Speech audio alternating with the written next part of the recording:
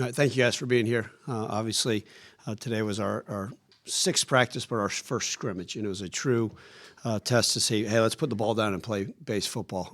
Ball was at the 25 most of the time, and just let's go play the length of the field and see what happens. You know, if it was a situation where it was 2 yards or less to go based off of analytics, we kind of played that, but just went out there, played football, kicked field goals, and extra points were needed. But at the end of the day, the best thing I liked was there was a great competitive spirit amongst the guys. I mean, they went out there and they battled. Even their attitude coming in this morning, with us being mostly afternoon practices so far this spring, they came in. Guys are a little bit sore and just said, hey, let's go. We put the ball down and played. And a lot of good things and so many teachable moments. You know, other than base football, we did two-minute situations. But when it was all said and done, we did about 95 plays out there, recycling between the ones, the twos, the threes, the fours, whatever we could. And I was just pleased. I thought the effort was there. There's so much to learn from, so much to grow from, but a lot of good tape out there. And the best thing, I was just pleased with their attitude and their effort, the way they went and attacked this thing. Had some officials there, some SEC officials. So it was good to get some live look with having a full crew out there. Relatively clean. When it was all said and done, but I like the direction we're heading in. We just got to continue to make progress every single day.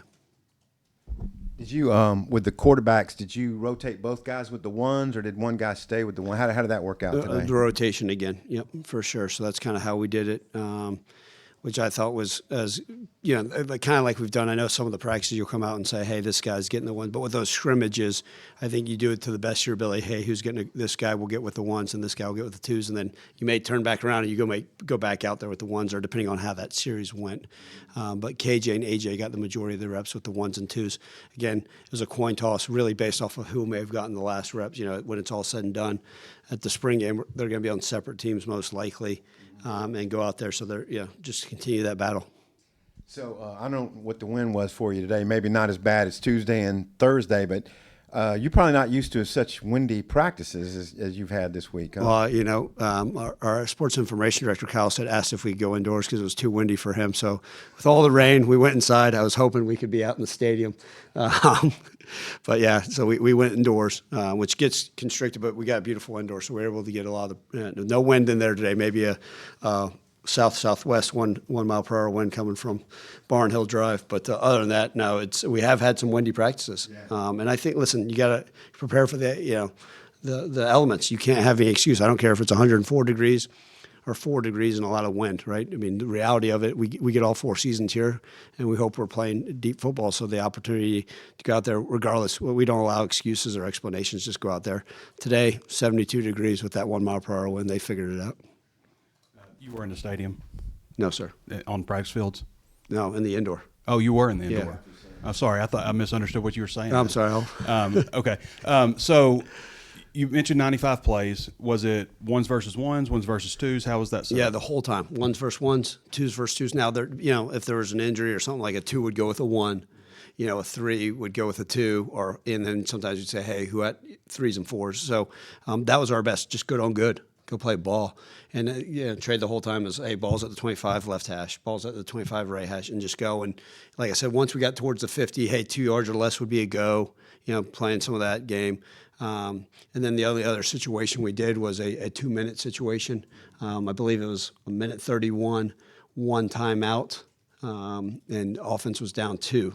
Earlier in the week, we had done another 2-minute situation where the offense was down 5. And so we don't necessarily have the hurry-up field goal, but just putting that in there. And on one of those situations, actually pretty unique, a great thing to teach off of. Big explosive play, get tackled literally at the 1-yard line. 12 seconds left. All right, the question is, with the first down, do you burn the timeout there? Right? This is great communication for us to talk about as a coaching staff, for me, for our players. Do you hurry up and run a tempo run? Do you run a pass, right? Snap that ball with 11 seconds, and then you have that timeout if you need to run the ball? Do you kick do you let the clock run and then kick it from that weird angle? The ball's on the 6-inch line, down 2. Do you go for or if you're down 3, depending to tie? All those things. I think that's all interesting as you go for it. But some great teachable situational things. But it was good. Again, a lot of base football. Go out there. We're really on both sides of the ball, 4 installs in, even though it's our 6th practice. And so getting to see who can actually go out there and tackle and block and make some catches and throws. You mentioned a couple of scenarios. Were there like very dedicated scenarios, like aside from the 2-minute time? Was it Not third today. down? Yeah, work, not or- today. Today was just strictly, hey, ball's first and P and 10, let's go play ball. And so what we've implemented in practice this week was, you guys, I don't know how much of that y'all got to see prior, was like we started introducing some red zone, then low red zone. We did a series of backed up, right? Ball was on our own 2-yard line. We did some 2-minute situations. So we'll continue to implement situational football throughout spring. You know, I've kind of got a library of, hey, making sure we're touching base on this stuff. And some of it, you know, it can be so nuanced that you just say, hey, this may be something worth talking about during OTAs or training camp, but we're going to get as much situational football, third down work, skelly, you know, red zone stuff as we can throughout spring ball. And how would you assess the quarterbacks? How did they do today? Yeah, I think KJ and AJ had good days. I really do. I think they went out there, and the biggest thing you want to see in the first scrimmage, again, right, there's been some rotation of receivers, some linemen here or there, but just going out and, okay, who can take command of the offense and who can play efficient football. I told you guys in one of my first press conferences, right, like you want quarterbacks that are efficient, and that means taking care of the football, putting the offense in the best situation. Maybe that's a check play to the other side. Maybe that's fixing the protection or taking the checkdowns when it's there. I thought they both executed at a high level. Statistically, you know, I don't go into that sitting here just coming off the field, but I thought they both did some really nice things. I can't sit here and say, hey, one really outperformed the other. I'm just pleased with the way they both went out there and took command. Based off what Kyle said, just told us, you know, Charlie and Jamonte both having a sack. How important is it, that position, to be able to rush the passer, you know, opposite Quincy? And what are you seeing from those guys right now? Yeah, I think it's huge. That's that jack position we talked about when we talked about how did you want to base this defense. And I think the ability to get after the quarterback at that position is huge, right? We know Quincy Rhodes has great pass rush ability, and we're going to continue to talk to Quincy about, you know, continue to be better at that and being great versus the run. But that jack position, right, we don't want them just to be pass rushers, but it's nice to be able to see, right, the ability to bend the edge, do different variety of pass rush moves. It's huge, right, because we know you have to be able to affect the quarterback in here. And if you can get there without having to blitz, if it's a 4-man rush, you give yourself a better opportunity in the back end, as we well know, right? You don't want to have to, hey, we got to pressure every time in order to get pressure on the quarterback, especially if you have one guy that can get it. Now, do they have to slide the back over there? Does the protection go that way? Or what does that ultimately end up looking like? How are health-wise coming out of today? And also, I think, you know, we maybe noticed Kavion and Bryant not practicing on Thursday. What's their status right now? Sure. Let me start with Kavion. Kavion's sick, illness, so I'm no HIPAA violation there. Just he should be back. We're hoping on Tuesday, and then Bryant should be a lower leg deal that shouldn't keep him out too much longer. It's not a long-term injury. But he's played a lot of football. We got good faith that he'll be okay. And we have some other guys. We had another guy this morning that, you know, late through the night was ill, that wasn't able to go out there. But for the most part, you know, we've got some dislocated fingers from that. We're teaching guys to use their hands and battle through there. But as of off the top of my head, I don't notice any long-term injuries. I guess it sounded like not too many turnovers for the offense today. I think he mentioned one interception. I mean, how good is that to see the first scrimmage? You know, you mentioned it, the quarterback's taking care of the ball carriers as well. But on the flip side, that means the defense isn't, you know, how do you balance that as a coach, maybe, you know, assessing that? Well, listen, I think the positive is taking care of the football, right? As an offense, if you can go out there and execute and play relatively clean penalty football and take care of the football and execute. The offense had some explosive plays. And you're right, the defense got that one takeaway in the 95. But now those sacks could have been sack fumbles, right? You know, we're blowing the whistle quick on those. And then I think another thing to be said, and I compliment the defense on this, is like, you know, I don't get caught up in yards given up. I mean, literally defending every blade of glass. There are some of those, hey, they got them all the way down to a 4th and 2, and we said go for it, and the ball was on the 20-yard line, and the defense got to stop. There are some of these turnover on downs, and to me, those are just as critical as taking the football away, right? If you prevent the punt or stop him, I mean, like I said, the defense had the goal line stop, which is huge. And so the ability to win the game on those things in the 2-minute situations. So I was pleased with that because I think the defense went out there and they just flew around. You got to see them play with a pulse and the energy that they went out there and did some things with. Was it perfect? No. Was the offense perfect? Heck no. even the specialists, right? There's a lot to be determined, but yeah, you want to get takeaways. But I'm quite pleased that the offense was relatively smart with football today. Sounded like some highlights for Ismail Cece today. Just what have you seen from him so far? He's a guy we haven't gotten to see a lot of with the injury, but what made you want to keep him around, and what have you liked about what he's done so far? Well, obviously he missed all last year with the wrist injury, and so I went back and I remember watching his film from Stanford. My previous stop, I watched his film, and I always, man, this kid's productive. And the word, as a wide receiver, he was consistent. He's not the tallest, he's not the fastest, but man, he's a fantastic route runner. He's smart, he can block, and he's consistent. And I think what's happened is now we're getting to see him because he's a year off due to injury. Now you're getting to see what he look like day after day, and I think we're seeing a really consistent wide receiver, somebody they're going to rely a lot on. And I think all the quarterbacks know when you have a reliable receiver, doesn't matter how fast they are, or how they do, how big they are. If they can go out there and the ball's thrown at them, they're going to catch it and get the yardage. You're usually looking for them, right? It's nice to have the 6'4" guy. It's nice to have the 4'2" guy. But, man, if a guy can go out there and be reliable as a wide receiver, I've been very, very pleased with his growth, and I think he's enjoying being a part of this, like getting back into it and getting to the groove. We've been quite pleased with him. Kyle read us the field goal stats. We haven't watched those guys just with the way practice is set up, but how do you and the special team staff feel about the field goal guys specifically, and then also just some of those other specialists? Yeah, so we're currently on the roster. We have 3 kickers. Max was the one I was talking about. Was out today with Max Gilbert was out today with illness. Braden McAllister's a name you guys know that we bought in. That was a transfer from Georgia State. He's got a strong leg. And then, special teams, most of the special teams we've done, believe it or not, has been punt team. Like a lot of it, right? We introduce field goal and do some of those things, and that's important, but mostly as a full unit.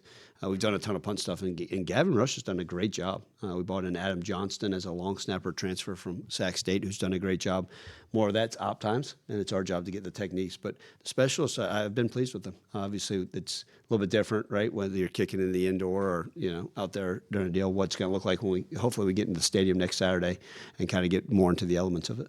We've seen you run around all over practices. You told us that's kind of how you like to do it. Is a scrimmage any different? Like, where are you and what are you doing when the team's scrimmaging? So scrimmages are very similar to almost like a game day for me. My job during the scrimmage is make sure it's all organized, because I'll go on the headset and it doesn't matter what the script says. It may say, hey, 1s, then 2s, then 3s, then what?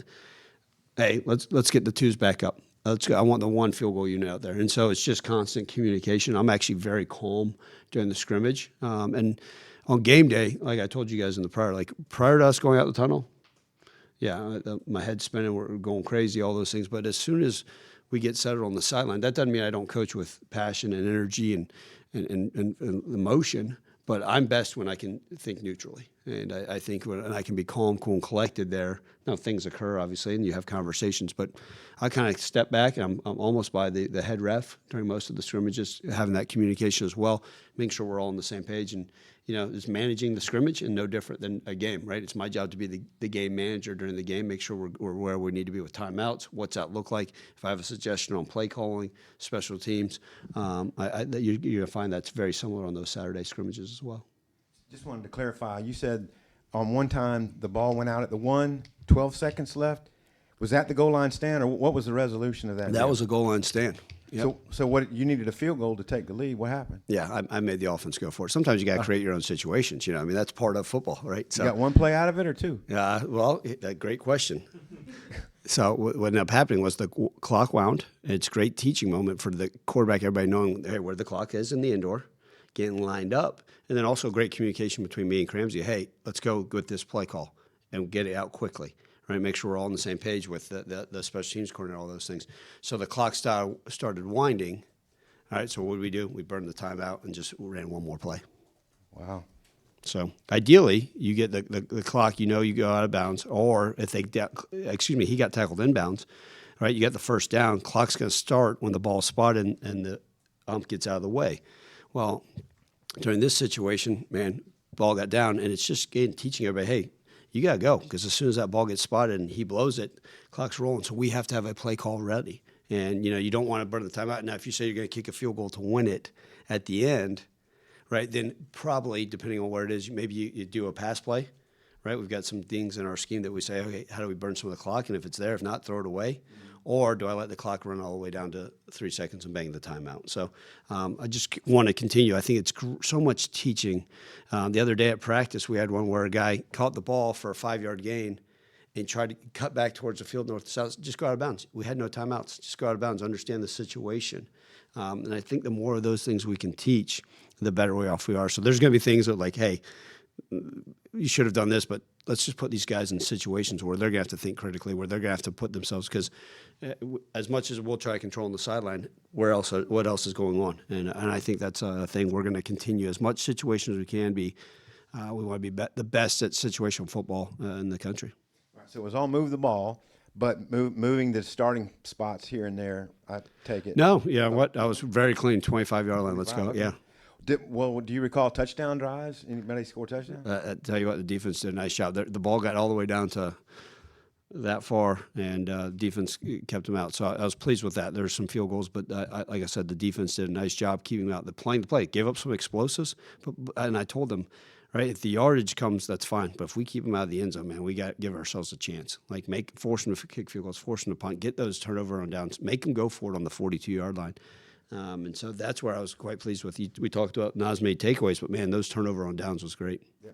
I wanted to ask you about the cornerback specifically. It looks like Jaheim, Joker, and Lakai have kind of gone with the ones.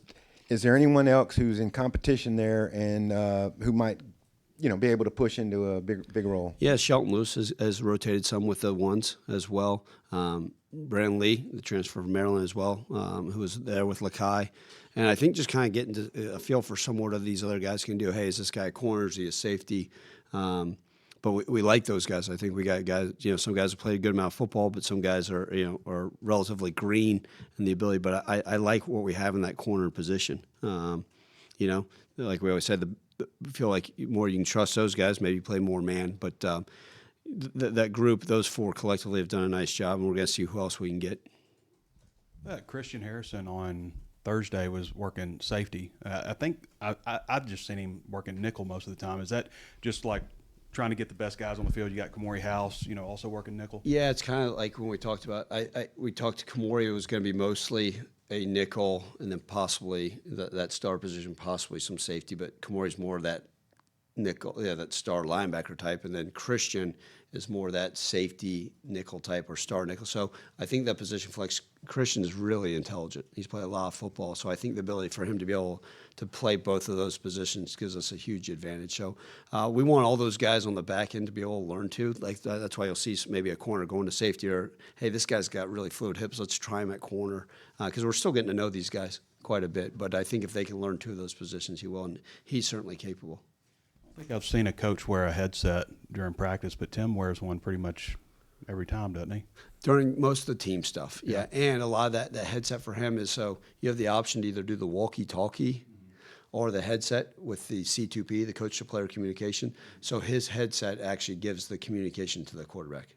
So that's part of it. It's not necessarily like if you notice, and if maybe he's even telling the guys the signaling, because if I'm a signal guy and I got to look at the call sheet and then try to signal, where I put the call sheet is I'm trying to signal. So it's twofold. The guys that are signaling, right, have the ability to just wear their headsets and get the signal directly, the play call directly from him. And then also the C2P can come from that. So he's not necessarily having to walk around. Coach Roberts sometimes just walks around with the walkie-talkie. A lot of these scrimmages, well, you may be different, but I've seen a lot of scrimmages in the past that are more passing game focused versus the run.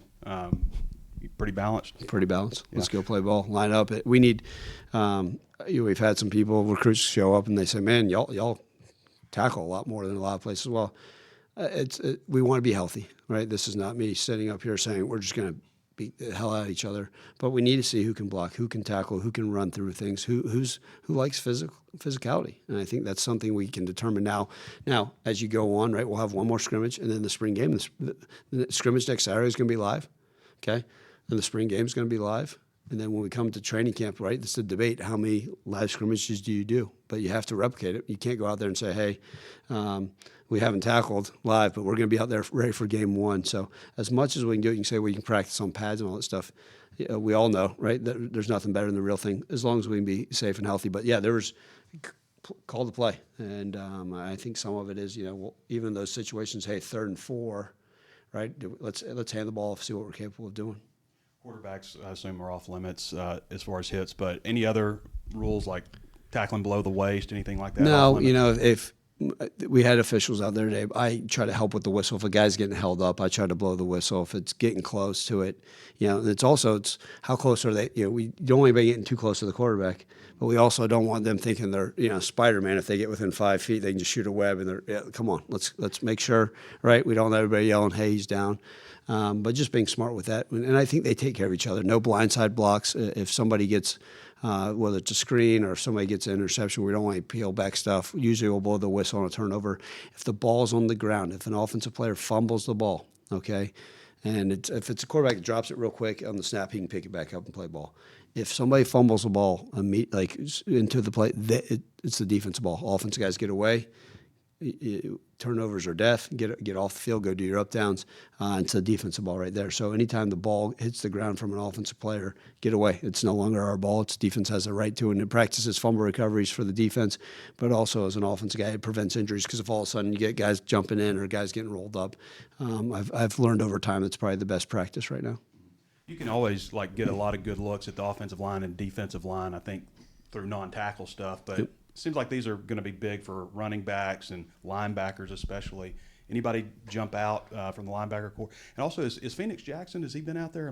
He's a little bit banged up. Okay. We don't think it's a long-term injury either. So he's been, but he has done a nice job. He's done a really good job at linebacker. We haven't talked too much is Quay Smith. Okay, the transfer. He plays with a different edge about him. You can see it. He's really explosive. He runs the ball. He's vocal. Bradley Shaw's having a really nice spring so far as well. I know he played a lot of football here, but you're seeing Bradley. I think he's trimmed down a little bit. He's really explosive and doing some really good things. We talked about the Wyatt Simmons pick.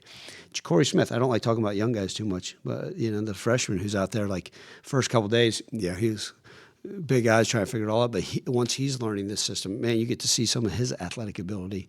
And then at the running back position, I've seen a lot of Sutton Smith, right, throughout my career, and I know what he's capable of. He's doing some good things. Continue to encourage Sutton, who's a shifty back, just to hit the ball, go downfield. A 3-yard run will take it. And some of those have exploded, until now you break a tackle or you get through there, you read the right read or make somebody miss in the hole. Now it's a different deal. Braylon Russell, I've talked about, he's trimmed down. He's playing hard. His effort has been tremendous. We have this thing, like you guys have heard me talk about our standard. Like Braylon Russell's on there for his effort almost every day. And I told him, I said, that's the knock on you coming in. Like, man, let me see what you're capable of. How hard do you practice? And he's been great. And then, Cam Settles, running back last year who I think his red shirt got burned with 6 or 7 games, but playing sparingly. But, man, he's a young running back that's doing a lot of things, catches the ball really well. All right. And then TJ Hodges is another true freshman that the first couple of weeks, big guys trying to figure it all out. Now he's getting settled, and you get to see some of his speed and tenacity. We got to continue to teach him, hey, run through the tackles. But I've been pleased with both the linebacker and running back depth, and we're going to see guys that continue to rotate and see what they're capable of doing. You mentioned Jaquavian Smith. I don't think there was a lot of celebration. The guy from Howard that nobody really knows about. I'm wondering how that recruitment from when he entered the portal came about. Like, is there a connection there? And I think he came out with the first group the first day. Like, what did he do to put himself in that spot? Yeah, I think a lot of it is to whatever it's worth. Not worried about the fanfare of a player. He's a guy we watched on film. It's like, man, this kid's really productive. He's fast. He runs the ball and plays physical. Didn't matter where he came from, and just go out there and he played ball. It reminds me, he's not as big, but we had a kid named Chandler Martin that we got from the FCS level at Memphis, and he had been a 2-time all-conference player. And people are like, wait, where did he come from? And he had opportunities and had success with us. And Quay Smith's been just phenomenal. And so I think you got to actually watch it on film. You go back and watch some of the Howard film, you see some of those intangible things that he's able to do. And it's showing up. It's showing up on a Tuesday practice. And like you said, whether he goes with the 1s or the 2s, he's a guy, great understanding. He's a ball junkie. And so that's kind of fun to watch him out there and do those things. What about the interior of the defensive line? So many new guys, transfers that you brought in, and then the 2 freshmen look like college bodies already. What have you seen from that group, and what did you see from them today? David Oakey's a guy that was a highly recruited transfer but missed most of last year with an injury. He's coming in and doing some really good things. Hunter Osborne is a guy that I think has a chance to be really damn good. I like the way he plays. Hunter's got some leadership about him. Obviously started a lot of football games at UVA last year and played a lot. Obviously, prior to that, he transferred from Alabama. But I've been pleased with Hunter, is what he's doing. Then just the rotation of those guys, right? Day Sims sometimes goes inside. What's he capable of? And T. Odom, yeah, like you getting in the mix, just seeing what they're all capable of. And then for Beal and Kennedy, man, they're two young guys that look the part for sure. We just got to continue to push. Been pleased. Danny's does some really good things. And I think it's just, taking the bit. Colton Yarbrough, an edge guy, but another freshman that's, getting thrown in the mix at D-line in the SEC as a freshman. It's kind of neat to kind of see what you got. You talked about fourth down a little bit today. What's your relationship with that down, with the analytics? How much do you rely on, the paper, or, is it always the paper? Do you not really like to look at it? What's your relationship there? Sure, I do, right? Analytics is something that's always been in football, and then obviously become more in vogue and discussed, which is great. I think the more you can have those discussions on when to go for, what it looks like, 2-minute situational football, it's great. And having those conversations with the entire staff and making sure the team understands why. I think you look at it can certainly help you in certain situations. I think there's also, when those analytic books are written, if they're written on a Wednesday, and they try to have an understanding what that weather may look like at 6 p.m. on a Saturday. But there's also the ebbs and flows of a football game, right? What's the crowd noise look like? Hey, did the right guard's girlfriend break up with him the night before? Like, you can't measure that in an analytic book. And so you got to know, okay, hey, maybe we got to figure this out. Maybe we got to punt here because they're starting punt returners out with an injury, and maybe we have the opportunity to get the ball if the new guy drops or doesn't make the right call. And so I think there's a lot that goes into it. You still got to go with some gut feeling. But if you can use analytics to help you make an educated decision, we will. And so it's that fine balance. I don't know any coach that just says 100% strictly by the book and analytics, and I don't know another coach that's 100% gut. Now, there's some that, will tell you they're one way or the other, but I think the more that we can be educated in a decision and the process, we will be. And, how do you put yourselves in those situations in these practices and these scrimmages? Just to have that dialogue, I think it's huge. Antonio Jordan, we've seen him make plays. Kyle mentioned something. Does it feel like he's working his way up to, second, first team, just slowly but surely right now? I mean, the frame kind of speaks for itself. The frame speaks for itself. He's a young guy. I think Coach Smith, y'all had him in here, I think this week or the week before. I think he refers to him as like a baby giraffe, just kind of learning how to walk and move. But, man, AJ's got some really, really talented skill set, and he does a lot of great things. Obviously, that frame, the radius, he's able to go catch the football. He's working really hard. He's got that blue collar mentality, and he cares. We just got to continue to progress him in understanding the depths of routes, understanding the full element of the playbook. Right? Just because I always say, it goes back to the statement, like, just because a guy's 6'4" and runs well, like, there's other things that go along with the route running. He's continued to learn that, but been very, very pleased with him. We'll see where he falls in the mix. He's got a lot of football left to continue to play. Thank you guys for being here. Hey, man, what's up this week?